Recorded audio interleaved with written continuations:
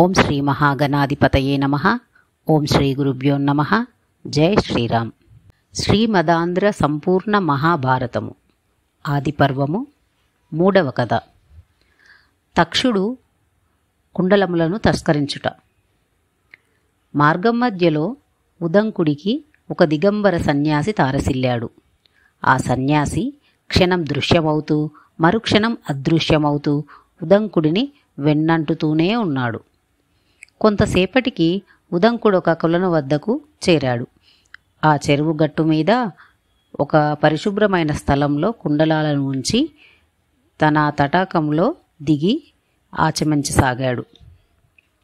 అంతవరకు ఉదంకుడిని అదృశ్యంగా అనుసరిస్తున్న దిగంబరుడు చటుక్కున వచ్చి కుండలాలను చేజిక్కించుకొని పారిపోసాగాడు. ఉదంకుడు అతనిని తరిమి పట్టుకున్నాడు. కానీ తక్షణమే ఆ సన్యాసి తక్షక రూపం ధరించి చేరువలోనే ఉన్న భూవివరం గుండా నాగలోకానికి వెళ్ళిపోయాడు. ఉదంకుడు కూడా ఆ బొరియ గుండా వెళ్ళి పాముల రాజ్యంలో అడుగుపెట్టాడు. కానీ తక్షకుడతనికి కనబడలేదు. అందువల్ల తత్కాలమందు స్ఫురించిన విధంగా ఫణిపతులందరినీ ఇలా ప్రార్థించాడు.